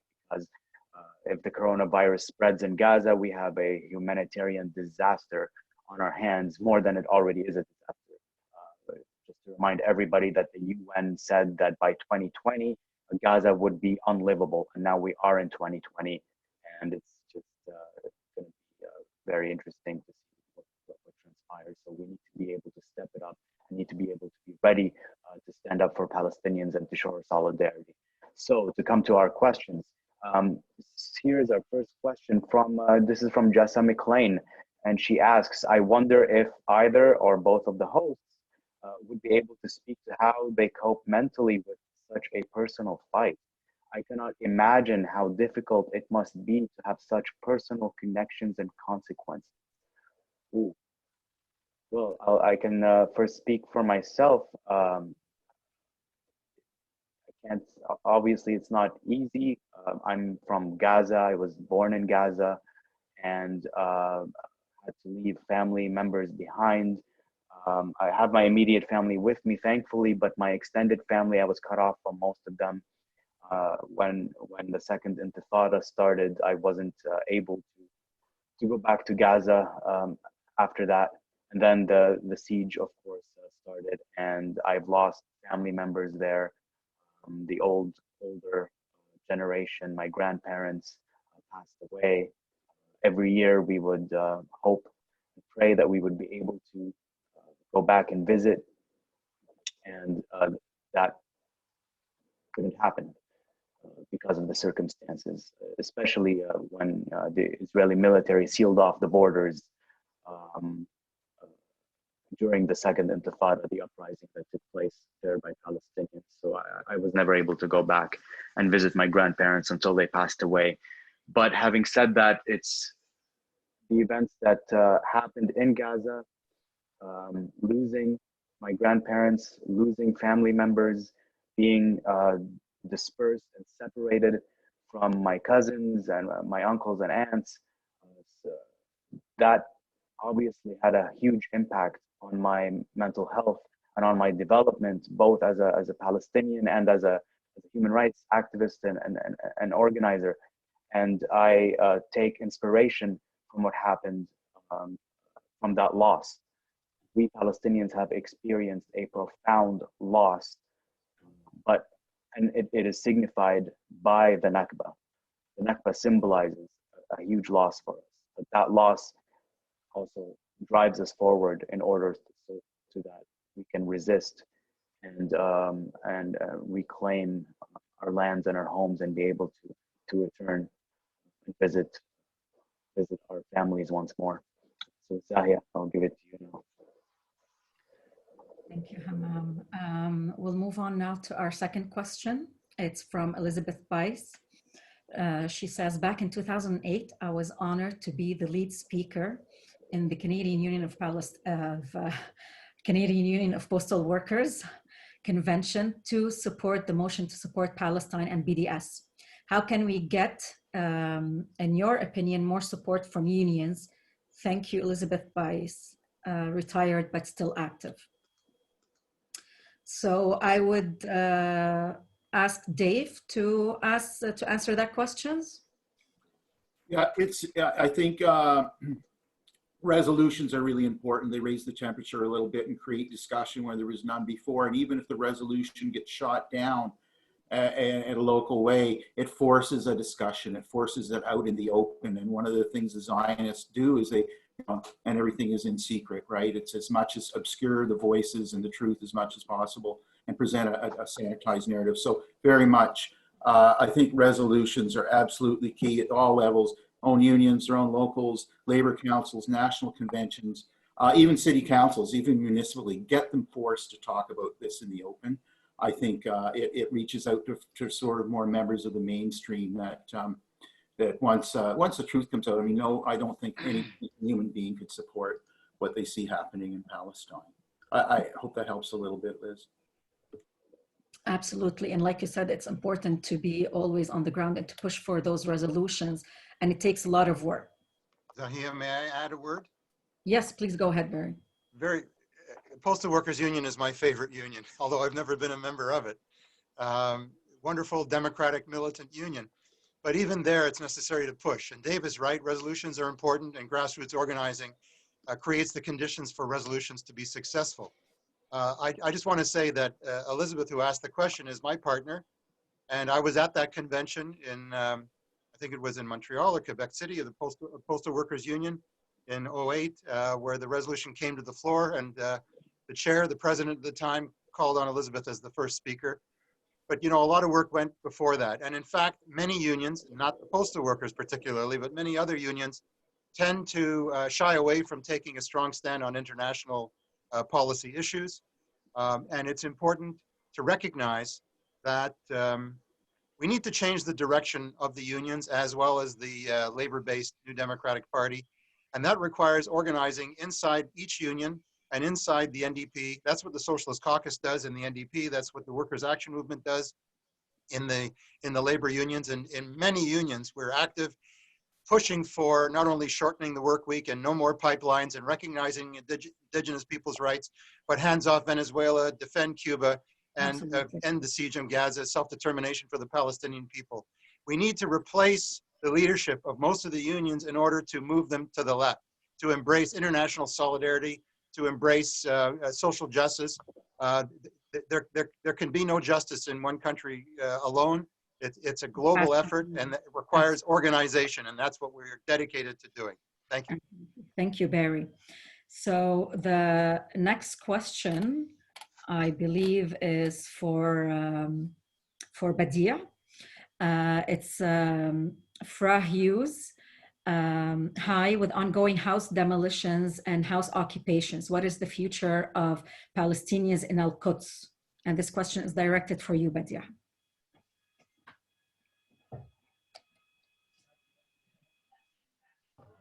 Okay, part of the Israeli occupation policy and the ethnic cleansing, I have been talk about it, that Israeli occupation, they are applying several policies, and sometimes you feel we have a common policy we should share everywhere in whole Palestine, but also in the same time in each city or each place we have some specialized and some differences.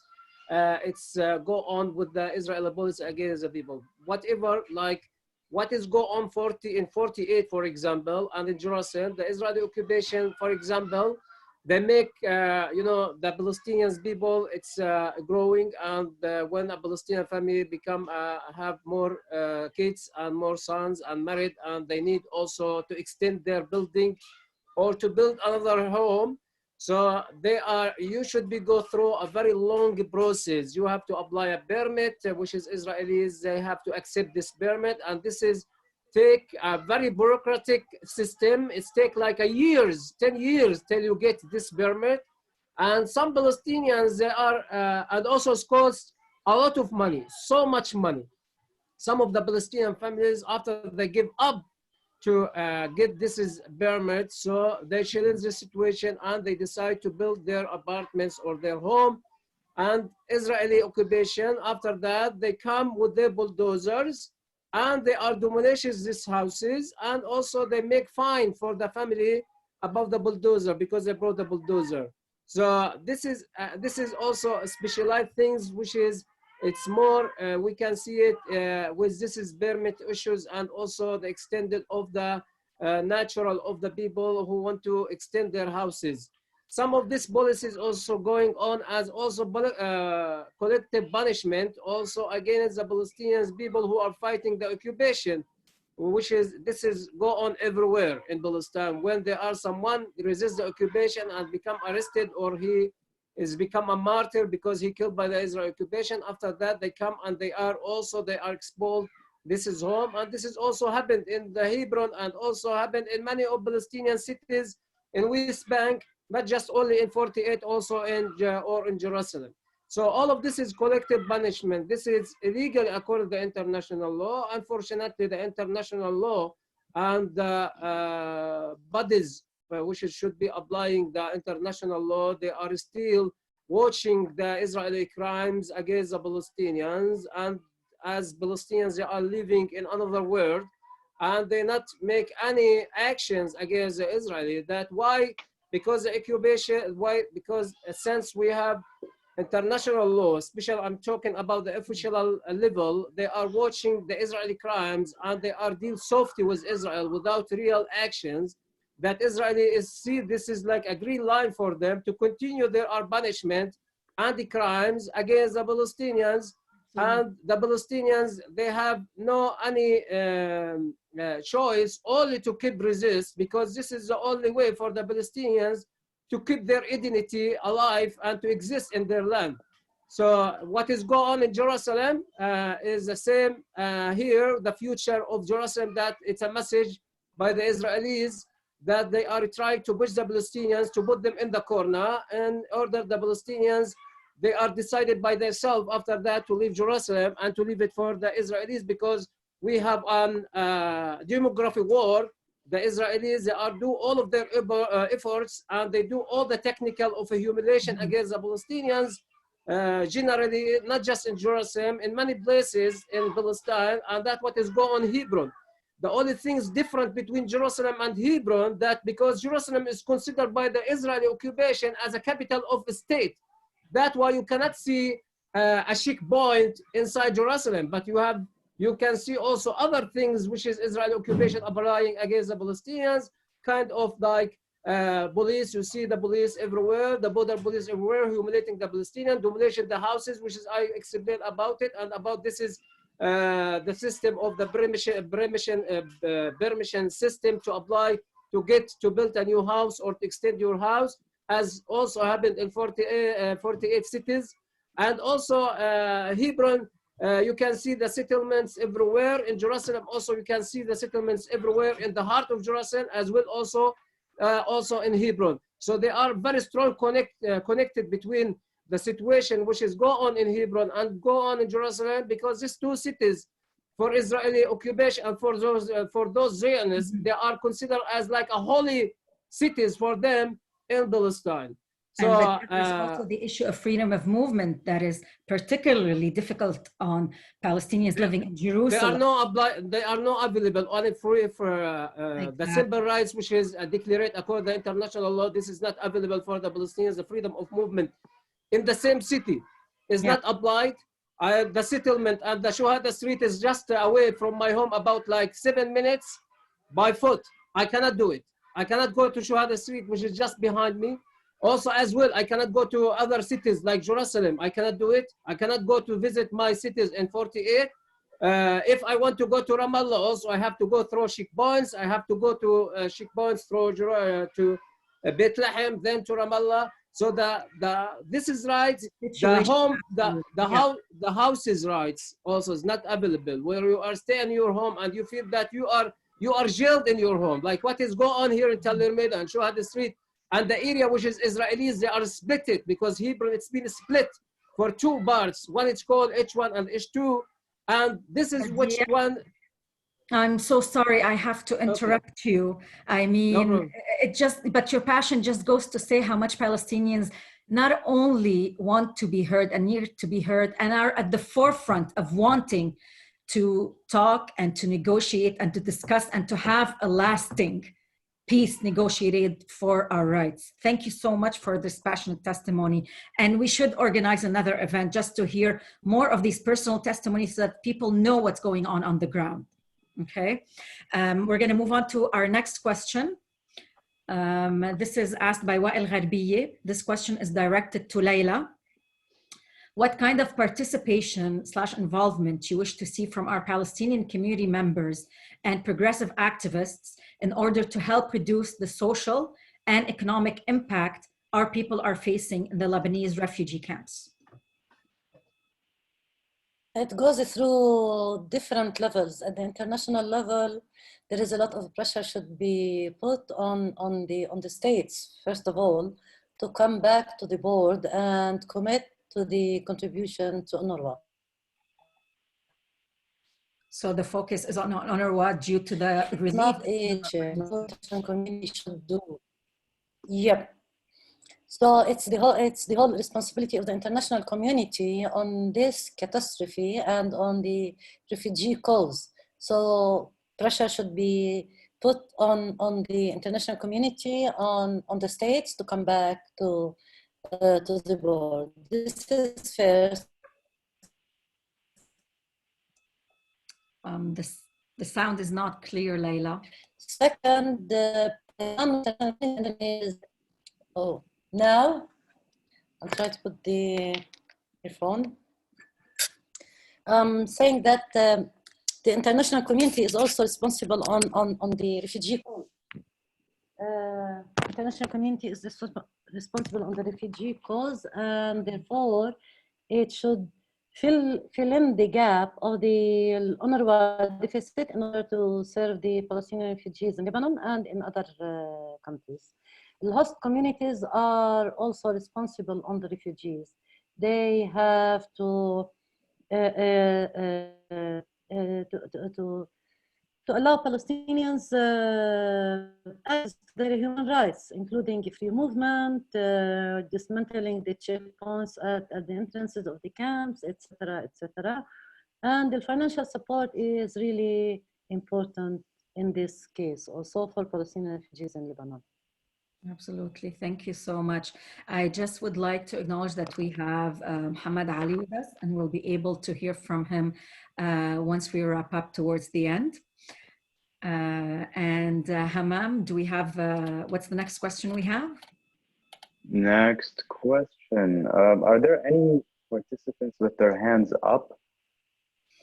It doesn't look like it anymore. Okay, let's see. Nope, nope. No, I don't see any. Okay, we had one before, but it's not anymore. Okay, so in the written questions here, we have another question for Layla Al-Ali. Yes, according to UNRWA, there were 400,000 Palestinian refugees in Lebanon before the arrival of more refugees from Syria. Since then, there has been pressure on Palestinians from the Lebanese government and the COVID-19 crisis.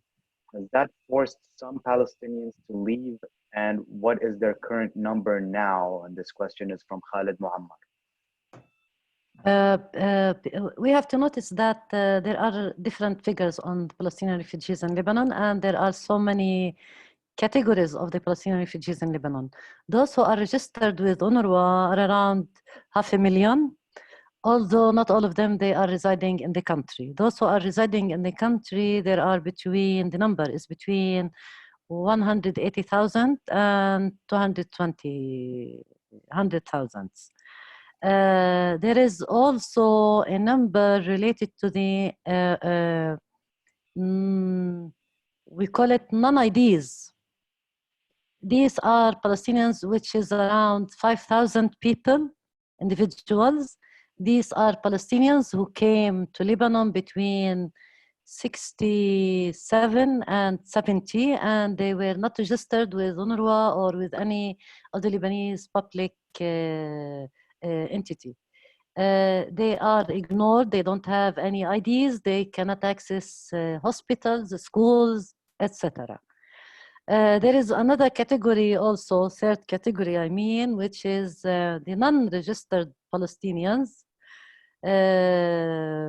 These are registered with the Lebanese government and not registered with UNRWA.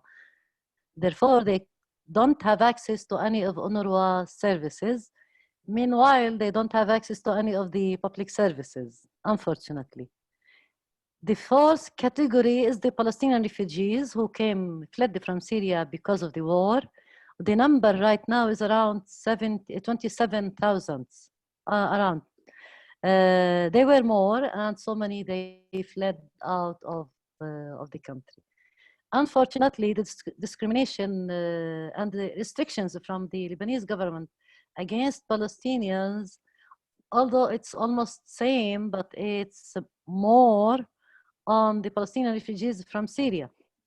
So they don't have residential card, they have to go through a process sometimes, they have to pay a lot, etc.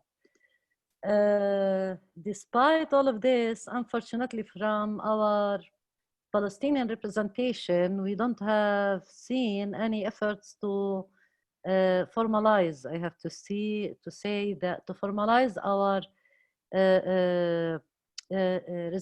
official resident in the country, including access to the rights. So many of the Palestinians, they fled out, immigrated, I mean abroad, while they continued to have their Palestinian refugee document. So they still have access to come to the country from time to time. It's different. Layla, sorry to interrupt you, but I just wanted to highlight a point. These Palestinian refugees living in Lebanon, these are refugees from one generation to the next. So the refugee status is basically brought on to one generation to the other, basically given from one generation to another. Like heritage, basically. It's part of our heritage to have that refugee status. True, transformed from our parents, our grandparents, etc. From the original Nakba in 1948. Yeah, mainly for the 48 Palestinians. Those who came after that, as said, they fled wars in 67 and 70. Absolutely. Mainly. Yeah. All right, thank you so much, Layla. Our next question from Jake Javanshire. The question is it at all possible for West Bank Palestinians to organize and overthrow the Palestinian Authority and elect some young leaders with vigor, vision, and stop collaborating with the evil Israelis? Jake. I think I'd like to begin by addressing this question. There are a couple of things that come to mind. One of them is the way that Israel has institutionalized discrimination and oppression over the Palestinians by having, for example, the law of return, land acquisition law, citizenship law, and most recently, nation state law.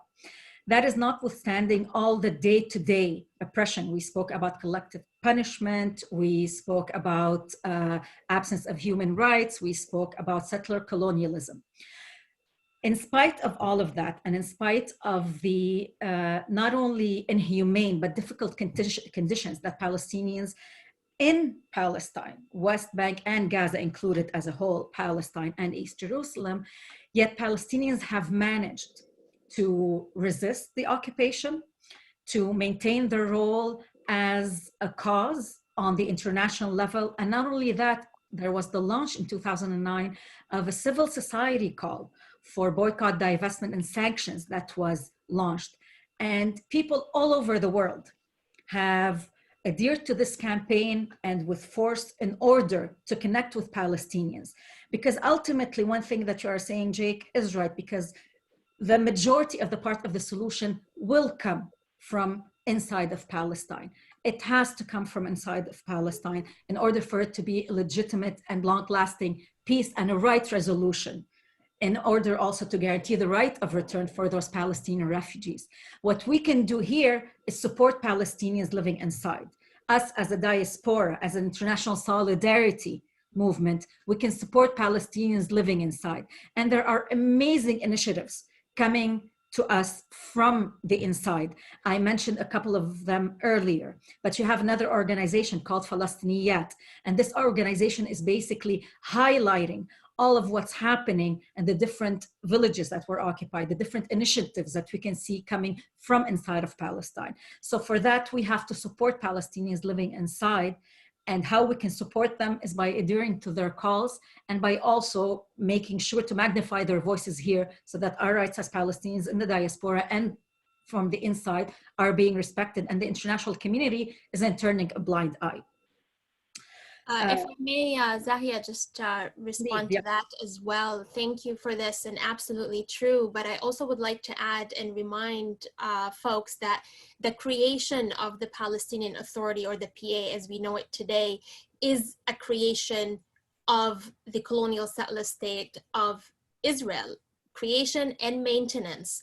So for Israel, you know, if we go back to the Oslo Accords, in order for it to maintain its apartheid regime, a political elite, a Palestinian political elite that then becomes an agent in a way or another to those policies and extension is necessary. And for the PA to exist and maintain the exact same way that it does today, that's essentially a creation of the Oslo Accord, but also the maintenance of it is in the interest of the Israeli colonial settler regime. Now, in terms of the Palestinians, as you mentioned, Zahia, our resistance to that is ongoing, and not just by Palestinians inside the West Bank and Gaza, but also by Palestinian refugees who collectively at many events and many occasions have called for the revival of the PLO, the legitimate representative of the Palestinian people, the Palestinian Liberation Organization. And we see today when we have people, elected officials, let's say, such as my mother, Yafa Jarrar, who stand also in opposition to the policies of the PA and the Palestinian Authority, what happens is they get either killed or imprisoned. And that also is in the interest of maintaining the Palestinian Authority to serve that political elite, as you know, theorists and revolutionaries such as Frantz Fanon has written about in many examples from many colonial settler states have also implemented in many different places. So I just wanted to add that. That's a very good question. Okay, thank you so much, Yafa. Our next question is from Don Goodwin Hammam. Was there another question, or is that the next question? I don't think we have time for any more questions, Zahia. Let's go to our final, or I'm not sure if we have one or two more even, but our time is running out. It's already 7. I'll be real quick. I remember before I came to Canada, small island in Mauritius, just off the coast of Madagascar, South Africa. My grandfather told me about Palestine, very young, 5 years old, 6 years old, because the mosque would raise money for Palestinians. And, you know, Palestine has been with me since I even knew what was happening in Palestine. And I'm going to share this one piece that I wrote, and it goes a little something like this. You in a Tobacco dealership got your new keys to the whip, Supreme clothing, new fit, you got the drip. New house, mortgage payment, but you got a backyard. New clothes, new home, new you, new car. But across the world, these luxuries are a far cry. You got it all, but you ever think about Palestinian apartheid? You ever think if your backyard was an open-air prison? Walk down the street, just see murder, occupation, killing. The olive farms been getting bulldozed. The enemy never arrives by boat. He always arrives in limousines. So in solidarity, we rage against the machine. This is for Palestinians, unarmed with no face, just a kafia and a clenched, raised fist, raised. It's for my people who can't hide because they're in an open-air prison. Free my people, keep living. They'll never erase your existence. Thank you so much, Muhammad. Just showing the importance of art as a form of resistance and solidarity. Thank you so much for that. I think I join my voice to Hammam's in order to thank all of the participants today. And it's very important for us to go through thanking you one by one. Haneen, thank you. Yafa Jarrar, thank you.